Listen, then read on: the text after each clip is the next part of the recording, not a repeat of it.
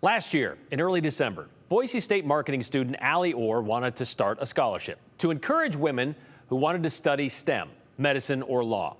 This idea came to her shortly after she heard what BSU tenured political science professor Scott Yenner said in a speech about women pursuing higher education, about how we shouldn't encourage them to go to college, but instead encourage them to be wives and mothers. Women seek their purpose in life in mid-level bureaucratic jobs like human resource management, environmental protection, and marketing. They are more medicated, meddlesome, and quarrelsome than women need to be. Every effort must be made not to recruit women into engineering, but rather to recruit and demand more of men who become engineers. Remember that? Of course you do. Well, that set Allie on setting up a scholarship. She wanted to raise like $10,000, not much. And she immediately blew past that goal.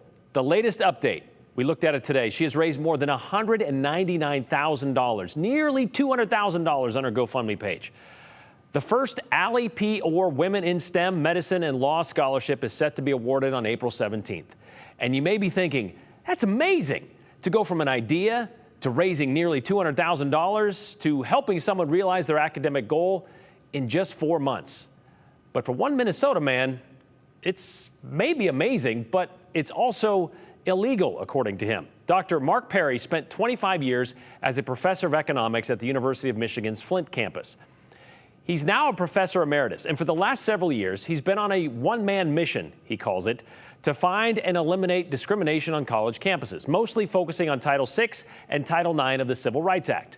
Title VI, passed in 1964, prohibits discrimination on the basis of race, color, or national origin in any program or activity that receives federal funds. And that can be financial assistance or Pell Grants, federally subsidized student loans, research grants, that kind of stuff. Title IX, part of the Education Amendments of 1972, added on the basis of sex to those protections, which later included pregnancy, sexual orientation, and gender identity. So that's where Allie's scholarship comes in. Specifying it was for women made it discriminatory against men, according to Dr. Perry. So in January, he filed a complaint with the Office of Civil Rights in Seattle, saying by offering this scholarship, Boise State is violating federal law. Overall, I've filed 430 Title IX and Title VI complaints because based on my research over the last 3 years, I've uncovered more than 1,000 violations across higher education in America for programs that discriminate either on the basis of sex and gender identity or discriminate on the basis of race, color, and national origin. Dr. Mark Perry says of those 430 complaints, 237 have led to an investigation by the Office of Civil Rights. He's filed twice before about Boise State. Once about a National Education for Women program at the school that apparently once specified applicants had to identify as a woman. He also complained about a Boise State-sponsored robotics team known as the Chickadees, who 2 years ago touted themselves as an all-girls team. Both investigations have since been resolved by the school dropping gender requirements. But gender requirements are what drew Dr. Perry's attention to Boise State's Women in STEM, Medicine, and Law Scholarship. You know, I follow higher education news every day, and so this one got a lot of national attention when the scholarship was created, I think back in January. Did you reach out to the school to ask them about it to see if maybe they were already in compliance, like if they had thought of those things?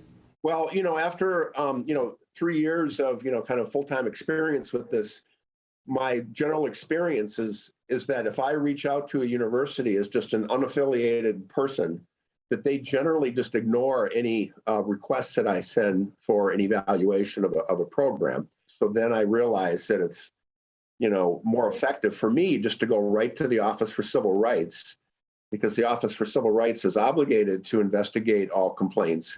His complaint? By offering the gender-specific scholarship, Boise State is violating Title IX, discriminating against non-female students on the basis of sex and gender identity. Last week, the Office of Civil Rights decided to proceed with an investigation. This week, Boise State responded, saying they've worked with OCR for years to develop a scholarship policy that complies with all discrimination laws, Title IX included, to both honor donor wishes and still stay within the lines of federal law. basically, if a school uses the pool and match system for scholarships, that would be okay. Is that your understanding? Well, in some cases, that's a way that the Office for Civil Rights will allow a gender-specific or sex-specific scholarship to continue. But what I would say is that then the scholarship was created to give women an advantage in getting scholarship money, especially for, STEM and medicine and law. But if now the university has to match that dollar for dollar with scholarship funding that's going to go to male students, then it would kind of defeat the purpose of the scholarship, or it would kind of neutralize it. Well, what I guess then, maybe the scholarship isn't just necessarily to gain an advantage over men, but just to open up opportunities for women. And so it's not a zero-sum game kind of thing. Well, it is a zero-sum game, though, in the sense that if this scholarship funding is going exclusively to women, then the university has to allocate some additional funds or find resources or additional scholarship funding that will accommodate male students on a dollar-for-dollar basis. So then the overall net effect would be neutral or zero. Why make this a one-man mission? Why is this so important to you? Well, I think it's, out of a sense of just that it's illegal to do that. And then it's that to discriminate on the basis of sex or gender. I think most people agree with that. And then it's also just out of a sense of justice and fairness and equality, that we should not be treating one group of students or faculty differently from another based on gender, sex, gender identity, race, color, national origin. Dr. Perry pointed out Boise State's enrollment is 58% women right now. So the argument that women are having a hard time being academically successful at BSU is hard to believe and contradicted by evidence. But in engineering, women make up less than 20% of Boise State's undergrad students as of 2021.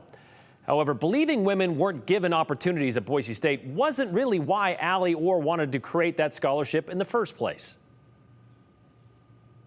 I want this scholarship to, one, make a statement right now that says this community doesn't believe everything that Scott says. We don't believe anything he says. And two, going forward, because it's an endowed scholarship, I want women to know, and it's in the description in the scholarship, that you're probably going to face obstacles because you are women in these fields of studies, but people have your back. So the scholarship was to encourage that and let them know, yeah, people have your back. By the way, based on the donations that came in before the end of last year, about $2,400 will be awarded to the first recipient of this scholarship next month. With much more available, future scholarship awards will be bigger, of course. Now, speaking of the future, when will we know the outcome of this investigation? Whether this scholarship is legal? Well, we just don't know just yet. We do know there was another single-sex scholarship complaint filed in June of 2020 that is still under investigation, and no, it wasn't filed by Dr. Perry. But if that gives you any idea, it could take a while. It's been 2 years since then. We've reached out to the Office of Civil Rights, and we're still waiting to hear back. In another